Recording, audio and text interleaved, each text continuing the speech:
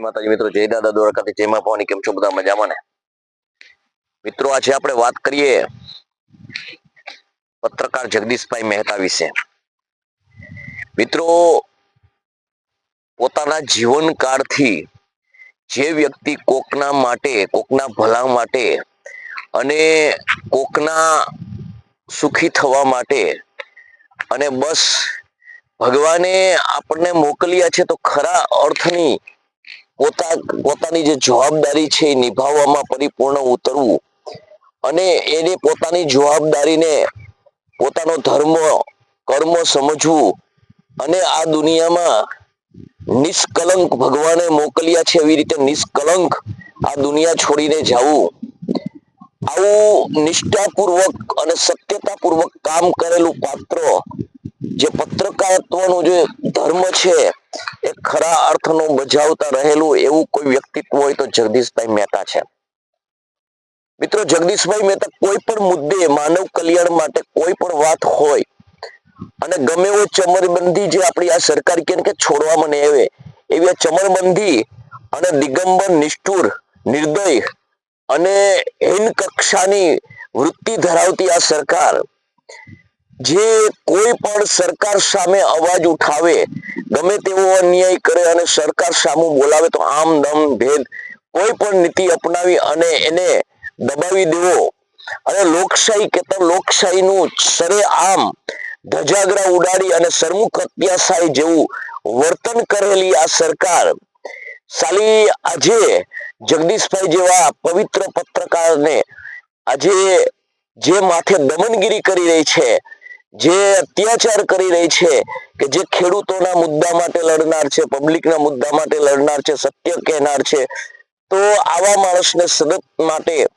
આજે સરકાર જે છે એ પોતાની જે સત્તાનો દુરુપયોગ કરી અને જે કૃત્ય કરી રહી છે એ શરમજનક છે. મિત્રો, મારે એમ કહેવું જોઈએ કે એક નિર્માણ થાય અને સત્યવાદ જો સામે લાવે, અત્યાચાર અને અન્યાય સામે અવાજ ઉઠાવે, એની સાથે જોડાવું એ પણ આપણો ધર્મ છે. મિત્રો, હું પત્રકાર બીજા પત્રકારોને કહું છું કે જો પત્રકાર જે છે ને એ ચોથી જહાંગીર છે અને પત્રકાર સાલો વેચાય અને પત્રકાર ની એકતા ન હોય, પબ્લિક માટે અવાજ ઉઠાવવાની હિંમત ન હોય તો ગમે તેવી પે ચેનલ હોય ને એ સાલા નપુસકલિંગ અને તમને ધિક્કાર છે. આપણે સત્ય માટે લડવા વાળા, આપણે પત્રકારત્વ જ્યારે લીધું છે ત્યારે આપણે જે એમાં આપણી નિમણૂક કરી છે ત્યારે આપણે સોગંદ ખાઈ અને વાત કરી છે કે ગમે તેવું થશે, કદાચ ને મોત સામે આવી જશે તો પણ હું સત્ય સામે લાવીશ અને એને પેરે લુગડે દિગંબર કરી દઈશ, ગમે તેવો હોય પણ આપણે કોઈ પણ હથિયાર વગર એક આપણી કલમની તાકાતથી આપણે જે પબ્લિક માટે, ખેડૂતો માટે, કોઈ પણ માનવ જીવન માટે જે આપણે એને થતું હોય એ આપણે સત્યતા સામે લાવી અને એનું ભલું થતું હોય એવા કરવાવાળા આપણે પત્રકારો છીએ. હું સૌરાષ્ટ્રની અસ્મિતા કલ્યાણપુર જાડેજા વનરાજસિંહ, હું પણ એક પ્રેસ રિપોર્ટર છું, એટલે સર્વ પત્રકારોને પણ મારી નમ્ર અરજ છે કે જગદીશભાઈ માથે જે દમનગીરી થાય છે ને એની ચોટ આપણને લાગવી જોઈએ અને આપણે એના માટે જાગૃત થવું જોઈએ. આપણે પણ એની સાથે ઉભું રહેવું જોઈએ અને પબ્લિકને કહું છું તમારે પણ એની સાથે રહેવું જોઈએ. વાત નંબર 1, તો આપણે જાણીએ છીએ કે અત્યારે જગદીશભાઈ માથે જે સરકાર જે કૃત્ય કરી રહી છે એ જગદીશભાઈ માથે નથી, એ સર્વ લોકશાહી ઉપર છે. અને આમાં જો લોકો જો જગદીશભાઈ સામે જો સાથે ન આવ્યા, જગદીશભાઈને સપોર્ટ નહીં કર્યો તો સમજી લેજો એક દિવસ લોકશાહી જે છે ને એના સામું ગમે તેવું કોઈ લોકશાહી ટકાવવા માટે વાત કરશે ને તો સરકાર ગમે તે પ્રકારે એને દાબી દેશે.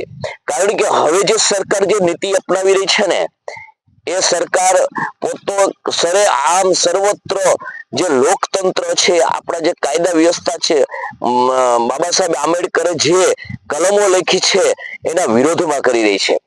આજે લોકશાહી જે છે, લોકો વડે ચાલતું શાસન એટલે લોકશાહી, તો લોકોની જે પ્રતિક્રિયા લઈ અને જે શાસન કરવાનું હોય, લોકોને સાંભળીને શાસન કરવાનું હોય, લોકોને ભલાઈ થાય એવું શાસન કરવાનું હોય, એના બદલે સરેઆમ લોકોને નુકસાન થાય, લોકો માથે દમનગીરી થાય, લોકોને માથે ગમે તેવા કૃત્ય થાય, તો આ જે છે એ બધી પ્રક્રિયા જે કોઈ ટૂંકમાં કાયદાના વિરુદ્ધમાં જે પ્રક્રિયા છે એવી આજે આ સરકાર કરી રહી છે. તો તમારું મંતવ્ય શું છે એ મને જણાવજો.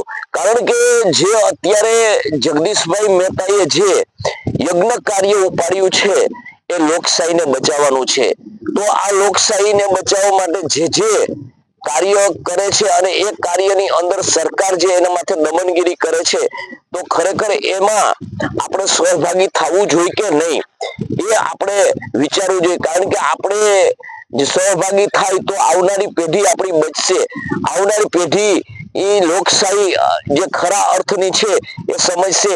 નહીતર આવનાર સમયની અંદર જે આ નિષ્ઠુર, નિકંબી અને દિગંબર જે સરકાર જે છે એ ઉદ્યોગીપતિ અને પોતે બધા એક થઈ અને આ દેશને એક દિવસ એવી અધોગતિની ખાઈમાં નાખી દેશે કે તમારી પ્રજાને અંગ્રેજો કરતા પણ બહેતર ગુલામી કરવી પડશે.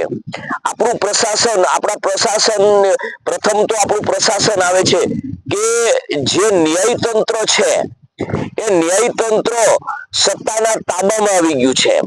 કારણ કે કોઈ પણ પ્રકારનું ન્યાયાલય આના વિરુદ્ધમાં બોલી શકતું નથી.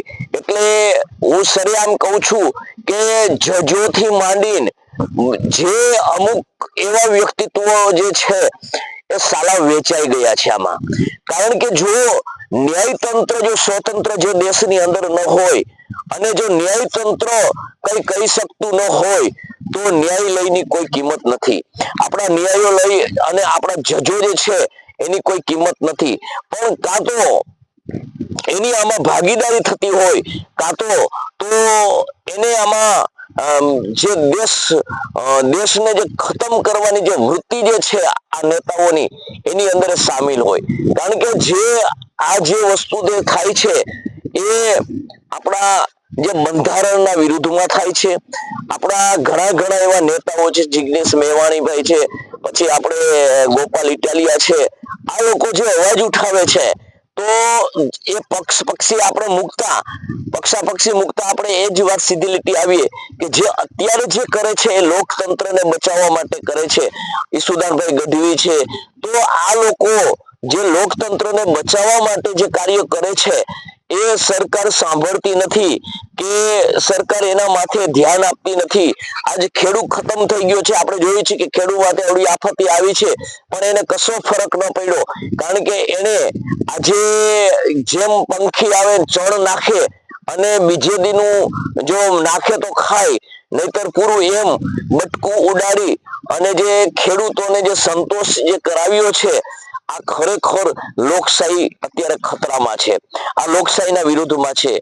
આ જે કામ કરી રહ્યા છે એની જે કામ કરવાની પ્રક્રિયા છે એ લોકશાહીની વિરુદ્ધમાં છે. પ્રશાસન આજેનો હાથો બની ગયું છે, કઠપુતળી બની ગઈ છે. પ્રશાસન ખેડૂતો ઉપર આપણે કચ્છમાં જુઓ કેટલી દમનગીરી કરે છે. આજે અદાણી, અંબાણી અને મીઠાણી આવા બધા જે અણી છે એ દેશની માણી નાખી છે.